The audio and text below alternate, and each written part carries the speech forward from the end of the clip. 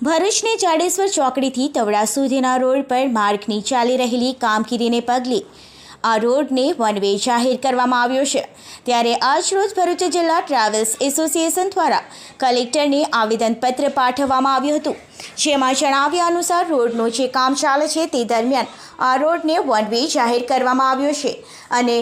અન્ય વિકલ્પ માર્ગની ફાળવણી કરવામાં આવી છે, પરંતુ આ માર્ગ સાંકડો હોવાથી બસ ચાલકોને મુશ્કેલીનો સામનો કરવાનો વારો આવ્યો છે। આ ઉપરાંત અકસ્માતનું જોખમ પણ રહેલું છે। આ સાથે જ 30 કિલોમીટરનો વધારાનો ફેરો થાય છે, જેના કારણે ઈંધણનો અને સમયનો પણ વ્યય થઈ રહ્યો છે। આથી આ સમય દરમિયાન બસ ચાલકોને આ માર્ગ પરથી પસાર થવાની છૂટ આપવામાં આવે એવી માંગ કરવામાં આવી છે। આજરોજ ભરૂચ જિલ્લા ટ્રાવેલ એસોસિએશનમાંથી હું રાજેશ ગઢવી તથા મારા મિત્રો અમે ભરૂચ કલેક્ટર સાહેબશ્રીને આવેદનપત્ર દ્વારા એક અરજી રિક્વેસ્ટ આપવામાં આવી હતી, જે કલેક્ટરશ્રી દ્વારા ભરૂચથી તવરા તરફ જવાનો રસ્તો જે છે ત્યાંથી આવક માટે એ લોકો એને જાવક માટે વન વે કરવામાં આવેલો છે છેલ્લા આવતા 2 મહિના માટે,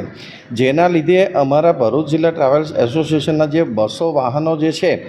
એને ખૂબ જ મોટી તકલીફ અને જે રસ્તો જવા માટેનો જે આપ્યો છે એ ખૂબ જ ખરાબ હોવાની પરિસ્થિતિથી આજ રોજ અમે કલેક્ટર સાહેબશ્રીને જે અહીંયા રજૂઆત કરી અને અમારી કલેક્ટર સાહેબશ્રીએ રજૂઆત ખૂબ સારી રીતે સાંભળી છે અને એમને આગળ એસપી સાહેબ અને અન્ય અધિકારીઓ સાથે મળી